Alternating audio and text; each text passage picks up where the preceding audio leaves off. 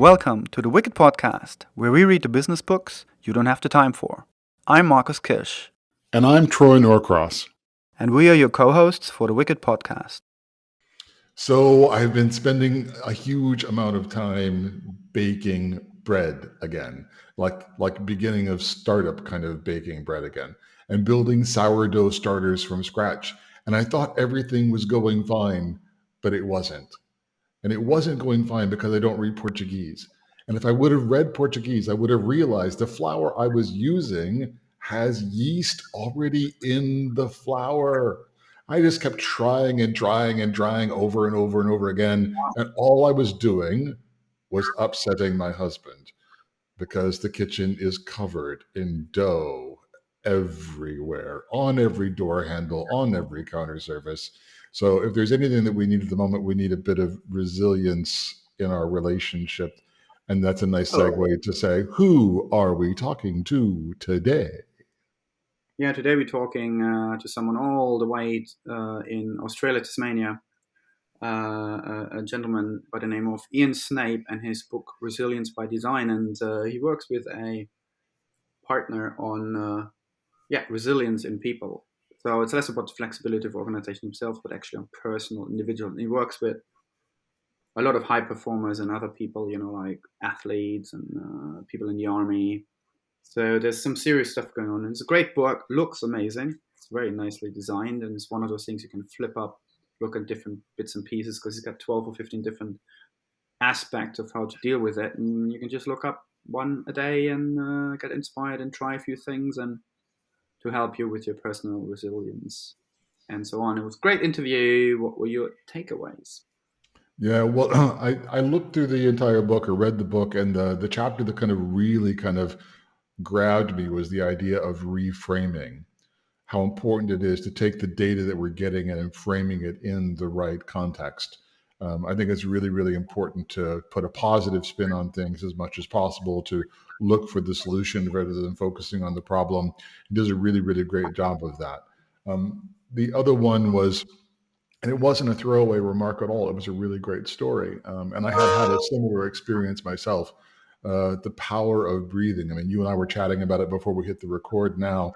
The old expression, take a deep breath, actually means something. You can actually get a huge amount of relief just by taking a deep breath and changing your posture. There's so many really other great takeaways in the book, but that was what I took away. What did you take away? Yeah.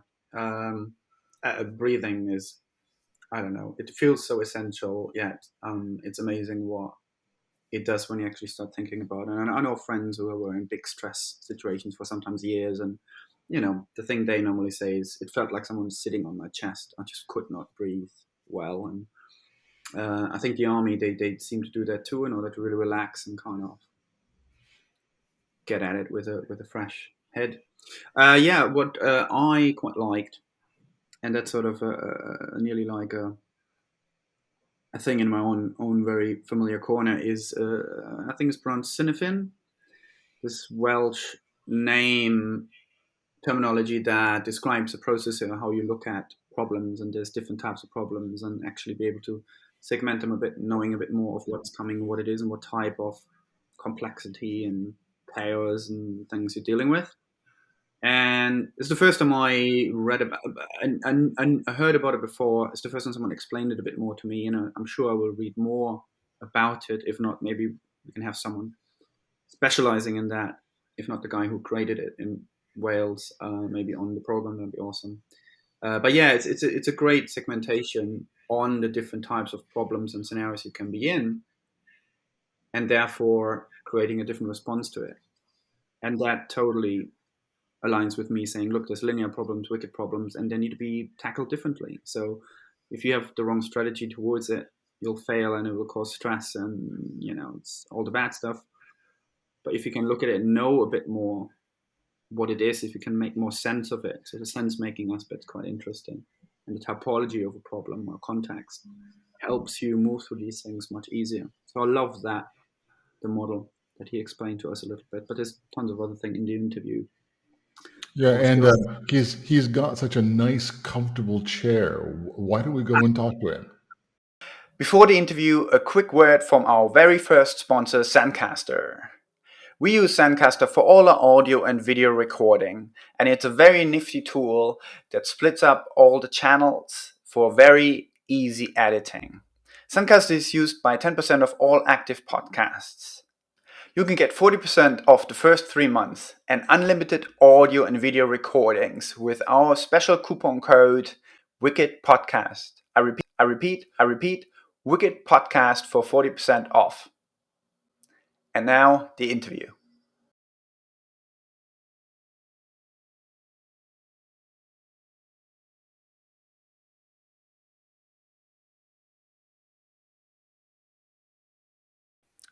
Hello everyone, today we're here with Ian Snape. Hello Ian, and thank you for dialing in all the way from Australia, Tasmania today. Hi.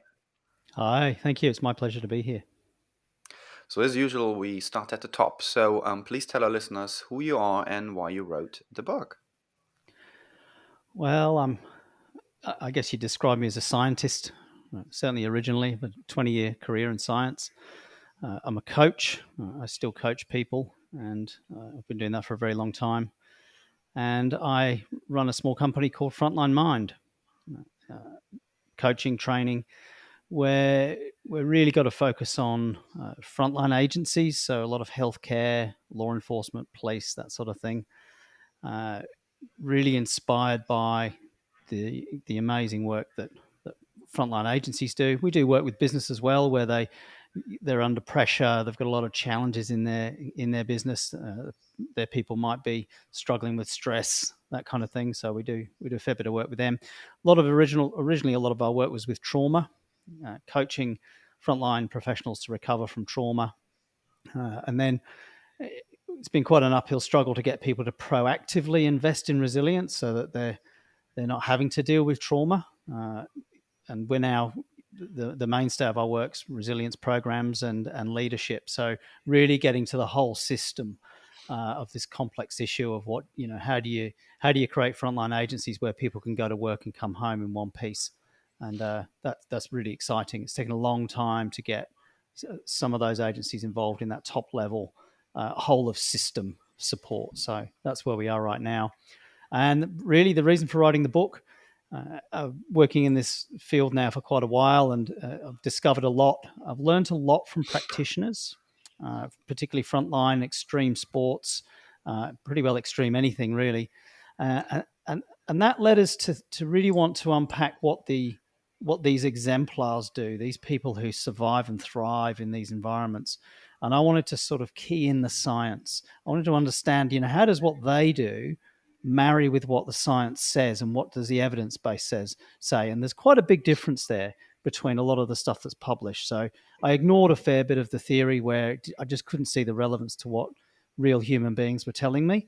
But where we were seeing people use something, then I went, hey, this is really interesting where the science explains that or marries in with it. So that was really my motivation for the book, a real opportunity to deep dive into the science and round everything off and give the top level, the top 12 sort of themes in a way that everybody can access it. And what I mean by that is we've written a book that you can put on your coffee table and you can just open any page, get a little bit of inspiration, a little bit of a pick-me-up for that day. And you can dip in, dip out, or you can read it like a cookbook, or you can go from front to back or back to front for that matter. So that was the inspiration, something radically different for a style of book. And we're coming up on 92 books that we've read during this podcast. And your book is visually rich. Really, really great kind of graphics done throughout. So kudos to you for actually investing in a proper graphic designer. You've got a great formula for each of the sections. You do some description. You usually have a case study from some really, really amazing people that you've interviewed. And then you've got one or two exercises on helping people actually apply some of the ideas that are in there. And so I think it's a really powerful book. And as you say, you can read it front to back or back to front, or you can simply kind of dip in and dip out. So it's a book, and a lot of the topics you mentioned, they really resonated with me because, throughout the years I've seen or read or experienced or practiced probably most of those, in, of course, a less than perfect way. I want to go to a particular story of my own. Way back in the day, had plenty of life challenges just like everybody else, had some therapy along the way. And I had a therapist tell me, Troy, one of your problems is you are hyper aware. I'm aware of everything going on around me all the time. And that means when I go to a party, where I go to a business event or a networking event, I can just be exhausted because I am just observing and soaking in everything. And you had one of your examples in the book talked about a particular person who was hyper aware in military combat and was bringing that awareness into the coffee shop and learning how to dial it down. Can you tell that story and how that worked? Yeah, I guess the diagnostic term's hypervigilance, and law enforcement is probably the most common place that we find that, where particularly correctional settings, police officers, anywhere that people go where there's a day-to-day threat to their well-being. And I will say this for correctional, it is the toughest frontline gig. It is so tough because they're in there all the time, shift work.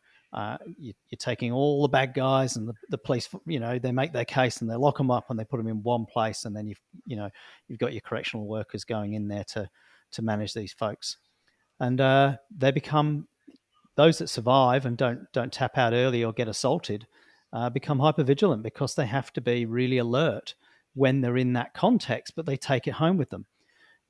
They take that alertness that I never have my back to anybody because there's a really good reason I wouldn't.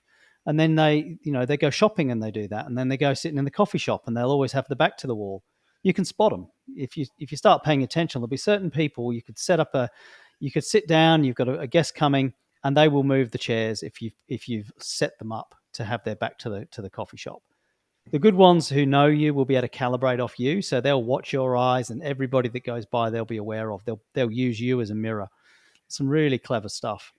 And in this case, we had somebody who was, really up there, eight or 9 out of 10, constantly on, no matter where he was. And we just taught him how to perceive the environment around him, and taught him how he was doing hypervigilance in his body, the tension, the scanning, the breathing, and then just sort of taught him how to change all that bit by bit so that he could still have it. He could have it at an 8 or a 7 or a 6, and we dialed it all the way down. And in fact, he does have places that he can get 0, but usually there's a residual sort of 1 or 2 or 3 when he's out and about. And there's certain places he'll go, and then it's more of a 5 or a 6. And of course, as soon as he steps in the yard, he's at an 8 and he's switched on. And, that's really protective for him.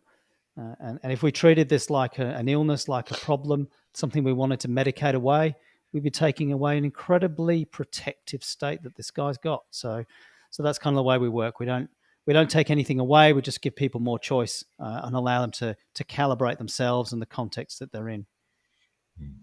Yeah, it's really impressive stories. And I'd like to bring it back a little bit to resilience itself and also how it works in a large organization. So, because obviously some of the stories that are in the book remind me of, I think there was once one of those inspirational speeches by I think it was a UK special ops guy, and he was talking about how to get through threat areas, fear bubbles, one by one, where they're out there in the theater.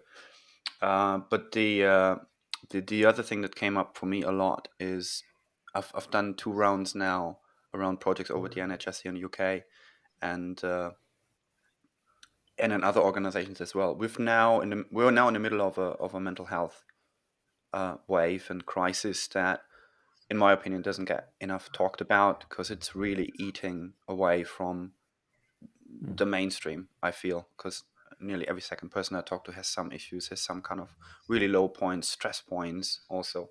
Can you bring some examples and maybe your view back on that this kind of baseline seems to have really leveled up for a lot of people over the last 2 years, and organizations really need to watch out for it?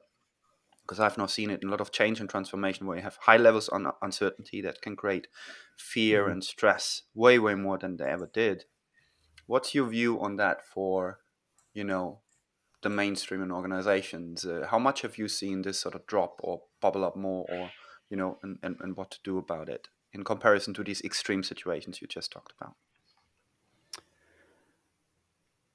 Yeah, I 100% agree with you. You don't need to go very far to realize that people, as their narratives of today are, they're describing being more stressed, more overwhelmed.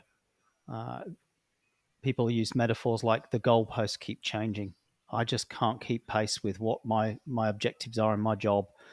My manager's stressed, or my manager's just behaving incredibly badly, and they haven't realised that the manager's really, really stressed out of the brain, and they're just not managing. They're just whatever it is they're doing. You certainly wouldn't call it good management, good leadership. So yes, really pervasive. Absolutely, in the frontline agencies and health, they are still getting smashed right now. You read things often from politicians or government bodies that'll say, "Look, we're coping. They're going okay. We're not out of capacity." But you need to go into the emergency department, or you need to go into one of these COVID wards and talk to the people there. They're not having a great time. They're doing astonishing work. Some of them have been going without a break for weeks and months, without days off. Some just quite heroic support, and sometimes I don't know how they do it. I've written a book on resilience, and there's one of those things in there is it's absolutely okay to go, hey, that's my limit. I'm going to take time out now. And that's what we teach. That's what we encourage. And I would have taken time out a long time ago and gone, hey, I appreciate some folks are going to die here, but I'm going home. I've done my bit. I've worked as hard as I can at this, and unfortunately, there are some negative consequences that the whole of society need to own, not just these frontline healthcare workers who are absolutely taking the brunt. So yes, I agree. And what I'm seeing is that where people are training and they sign up and they go, look, I know I need to change. I'm committed to do something, anything. I'm going to lose my family. My health's, really bad. I've not seen my kids. I'm shouting at my spouse. I've got all these things coming up that say I'm burning out. I know I need help. I know I need to do something. And then you go, okay, right, do this. Let's talk through now a range of strategies. And usually the ones in the book, I've got 12 chapters there. 9 times out of 10, that everything in that book is all you need. And somebody will implement 1 or 2 of those strategies, and immediately they'll get a bit of relief, and they'll start to come up for air. From there, we can start to build. We can start to build on their rituals of how they go to work. We can start to build in some rest, nutrition, different ways of thinking, different decision making. And once you can do that with a few, particularly if you can get a whole team to start working together, you can see miracles happen, and people rediscover their resilience. They start to dial it back. They make better choices, and they're better on triage. When everything's raining down and they're just really under the pump, they make better decisions with triage, and they do it calmly, and they're working smarter. So absolutely, it happens in all sorts of organizations, and it's really rewarding to see when you see it. Yeah. And there's one effect that often happens when stress starts to really take in, that you start to have a really lower field of view, I mean, you just see the stuff right in front of you. And I see that in literally every project where the standard line goes like, yeah, we'd like to take a step back and be smarter and give us a break and save us some time in the long term. But right now we have 1,000 things to do. So everything's on fire, everything's in front of us. And because they never step back, they never take the wider view, they keep being overstressed and eventually they burn out.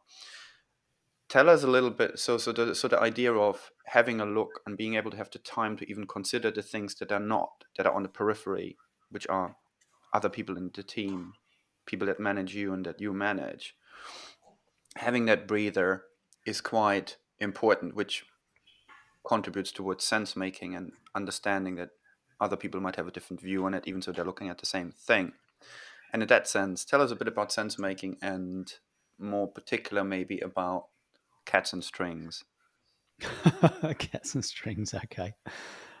I think just what you're talking about there on sense making and taking a step back and taking a step back is a fantastic metaphor for third position that we unpack in the book. We describe in detail how you take a step back. There's often something that happens either with that or just before it, and that's taking a deep breath. I'll give you a story. I don't know when it was, 3 weeks ago, a little bit before Christmas.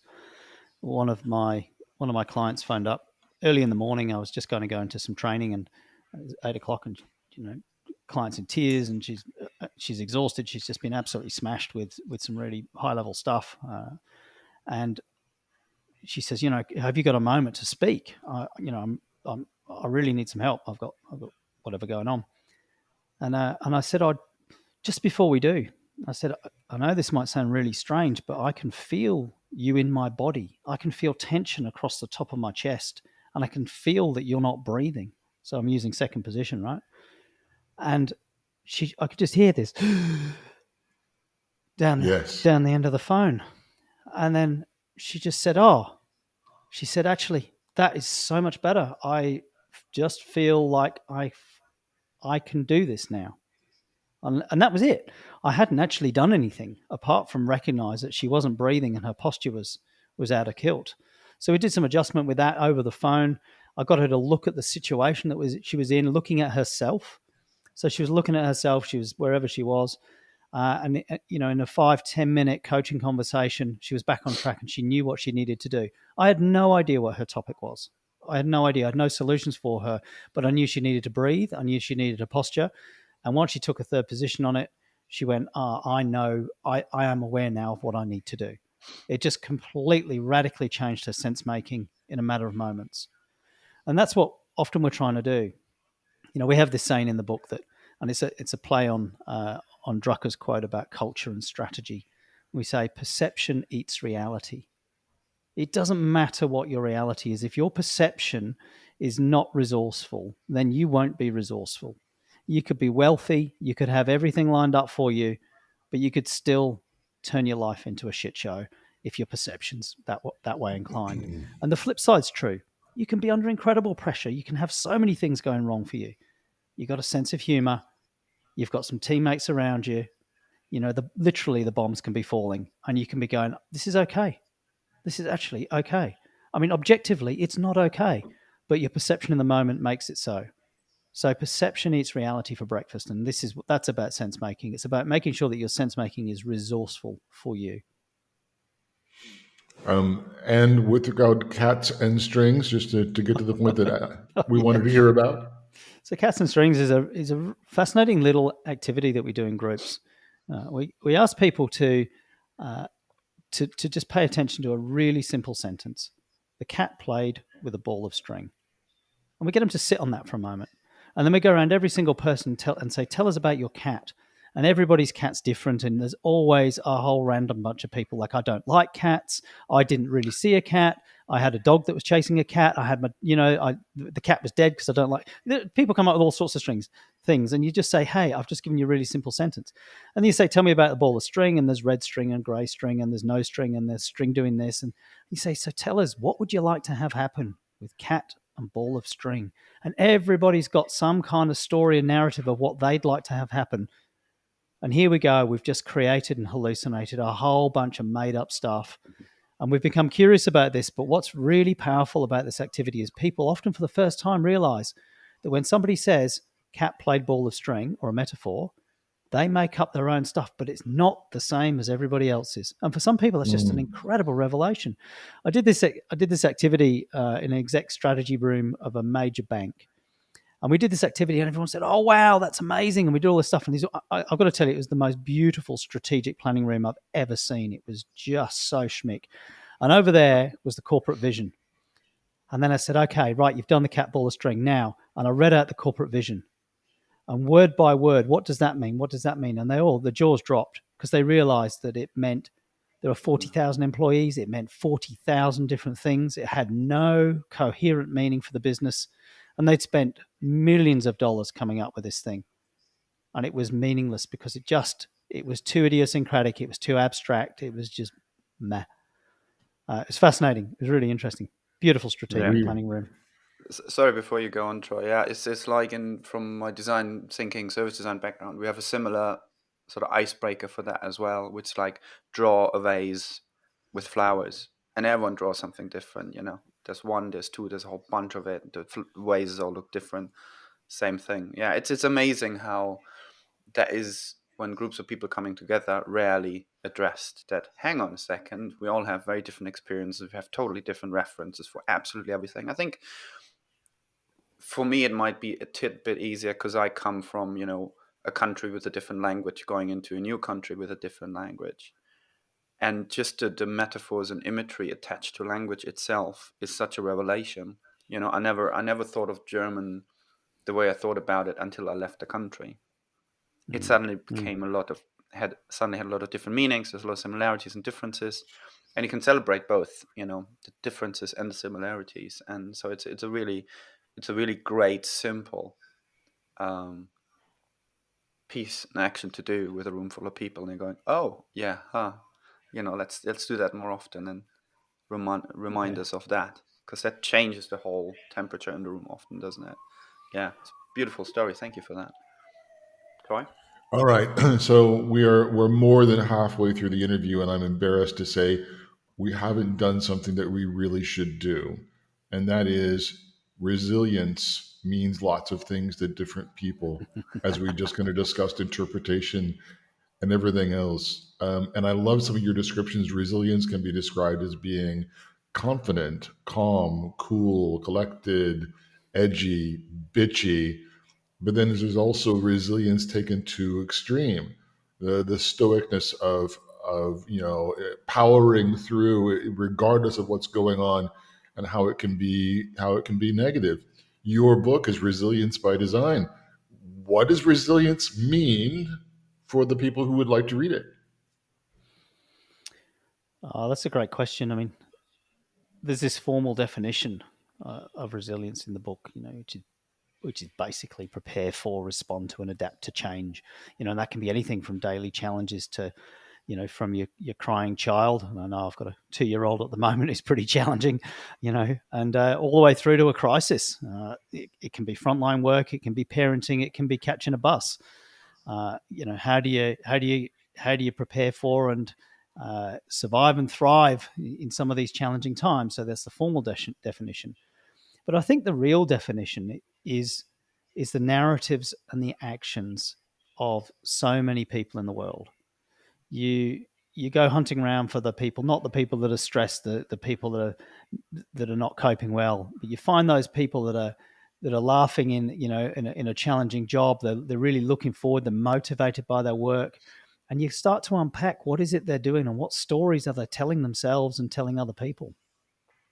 And that's what we do. In our icebreaker for our training, we ask people, we say, when you're resilient at your best, that's like what? And we unpack what they say. And often in metaphors, they'll say, oh, I take a step back, I breathe, it's like this, and it's like that, da, da, da, da, da. And when we do that, we get around 85% of the content of the book. So the patterns in the book come from natural sense-making, natural ways of being resilient in the world. But what most people don't have is they don't have all of them. They don't have all 12 things. They'll have something that's a go-to. And when we do that in a group of, professionals, frontline professionals in particular, which are our main clients, you get so much richness in the room. 20 people, 15 people, you'll get 85% of these sorts of patterns. Everybody will do a bit of something. Before you know it, they're starting to share. And our training is just sharing what's happening naturally, and a little bit of unpacking, a bit of cleaning up, a bit of, really getting the distinction so they can have all of these things. You put them all back together and they go from having, one little thing that they do to having 10 or 20 strategies that all happen unconsciously. Things like the breathing, the posture, the different perspectives, being able to enter flow state, changing their lives, getting better rest, onto their nutrition, their water, just simple things.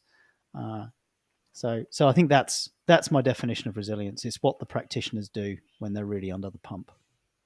So I do not near enough exercise. I eat lots of kind of gut healthy foods for my nutrition. So like little bit of applying that one. But if I pick all the chapters, the one that I read voraciously, it's reframing. Because I reframe a lot. but I also watch how reframing is being used for less than good purposes. How people are being led astray and told how to interpret things. We are so overwhelmed with information, we can't apply our own critical thinking. We are outsourcing our critical thinking, and we're not paying attention who we're outsourcing it to. So I could do an entire podcast with you just on the one chapter of reframing, but we are in that situation where we always have more questions than we have time. So I'm going to pass it back to Marcus for our final question for the interview. Yeah. I was trying to find a more, maybe a bigger final question, because it's nice to wrap up with something big. But I have to go with something maybe small, maybe not. Maybe we can make it bigger. Here's the thing, because it pops up in the book, and I wanted to always find out a bit more about it. Can you tell us a bit more about, I hope I pronounced this right, Kinefin? Kinevin. Kinefin. Kinevin framework. It's a Welsh word. Yeah. The Kinevin framework was developed by Dave Snowden and his colleagues. I stumbled into this 6 or 7 years ago, went on one of his training courses, and was immensely impressed. I was impressed by the patterning he used in the training, the clarity that he brought to the development of this framework, and the practical application of it. It essentially unpacks different systems into how predictable or unpredictable they are. So there are 5 domains in the Kinevin framework. They're currently called clear, which is something that's super obvious. We'd all be able to work out that that's the system. That's how it works. Complicated. So this is the domain of experts. You guys are for you, hosting a podcast is probably pretty obvious now because you're podcast experts. You've done 92 books. So you've been doing this a little while. Complex though is much more emergent. So some of the narrative, some of the interviews might be getting a little bit emergent when people go off topic, and you're having to reel them back in. And there's a bit of creativity more in that. That's more your design, some of your design thinking stuff. Where you go, oh, hang on, look, we thought we're going here, but we've ended up going right over there because the client wanted something radically different. And then you got chaos. This is you're 9/10 of the way through your project, and suddenly the whole thing's detonated, and somebody says you got to deliver by Friday, but you can't deliver that. Or there's in a project sense, or a natural disaster is another good example. And then you've got the 5th domain in the middle. You've got confused, and there's 2 types of confused. There's a type of confused when you're confused, and that's usually a pretty good thing. Like, oh, I don't really know what's going on right here. That's okay to know that. And then there's the other type of confused, and we were talking about Brexit earlier. This is the confused when you don't know that you're confused and you're just bloody dangerous. And you've got a fair few of those going on right now. So Kinevin framework, I thoroughly recommend your listeners go and find out a little bit more about that. Buy the book. We unpack it in a few pages, but deep dive into Kinevin. It is such a useful framework, and I say useful because it matches what I'm seeing practitioners do naturally. People that are really, really good under complex or variable situations, even if they've never seen the Kinevin framework, they kind of do it anyway, and that's what sold it for me. I'm seeing people using it and they've never seen it. They've got no idea about it, but they do it. They do the actions. They take the sort of appropriate responses as leaders. That tells me that there's something in this that's not just theoretical. It's not just defined by, a couple of people in a white tower. It's really, really useful. So I thoroughly recommend people to do that. And, of course, it links to reframing too. It's a way of reframing the situation that you're in. It's a way of sharing your understanding with other people. So you get on a common frame, or you might go, actually, we're all on a different frame here. Our frame of what we perceive is going on, our sense making is different. And that's really useful too. If you can get intelligent people who have different reference frames, different sense making, wow, how important is that? That tells you something, and you can work with that. Far better than being in your own little bubble and just getting wiped out because you really have no idea what's going on around you. Yeah, thanks for explaining that, because it's sort of, I picked up on some of the terminology in it, that because I didn't know that it popped up here and there. I don't know that much about it. I know more about it now, and it just resonated very quickly. Also because sort of some of the things I'm trying to bring into organization is, so I'm seeing the same symptoms, but the angle I'm coming from is the whole idea of wicked problems, which are these changing the goalposts, but moving target kind of problems, which historically, I think back 50s, 60s, someone figured out and said, look, this whole urban planning thing, whatever, scientists and engineers are just not great at it because this people aspect just keeps moving about. So we need something else, we need a different model. And that's where, so you moved to Stanford and eventually this design thinking came out, which I'm a practitioner of, which is this kind of iterative, low risk, stepping through this uncertainty thing. And for me, I'm now seeing a lot of these wicked problems out there and in organizations. And they suddenly have to deal with it. And they were sort of all the way around, but they never had to deal with it. And suddenly it's a big thing. And it's troubling everyone. Everyone's failing around it because they have a different approach to it. So the Cinefin seems to be sitting closer to that. So it's a really great, there seems to be some similarities and connections there that I find super interesting. And thanks for explaining that. And I'll hand over to Troy with an actual question instead of a comment here. So really, really appreciate you spending time with us this evening. I said it to you kind of before we started recording. The book is thorough. It is well organized. It is beautifully illustrated. So it was a real joy to read. And I will look forward to reading it again and again. I've got one last question, and it's a really short question. How do you get any work done in such a comfortable chair? That chair looks so comfortable. It's like I was just going to fall asleep in that chair. It is a comfortable chair. It's a great reading chair. You can just sort of curl up in here, and I've got the whole Kindle thing, but I just love books. I like the physical. I want to have a book in my hand. It's just not the same when you've got that electronic thing. And if you can sit in this old, it's pretty tatty now. Me and the dog have shared this chair, and you curl up in here. Say no more. Great. Thank you so much for spending your evening with us, and really, really enjoyed the book. Enjoyed sharing your insights with us, and have a great evening. Thank you. Thanks for having me on the show. You've been listening to The Wicked Podcast with co-host Marcus Kirsch and me, Troy Norcross. Please subscribe on Podomatic, iTunes, or Spotify. You can find all relevant links in the show notes. Please tell us your thoughts in the comment section and let us know about any books for future episodes. You can also get in touch with us directly on Twitter on @WickedandBeyond or @Troy_Norcross.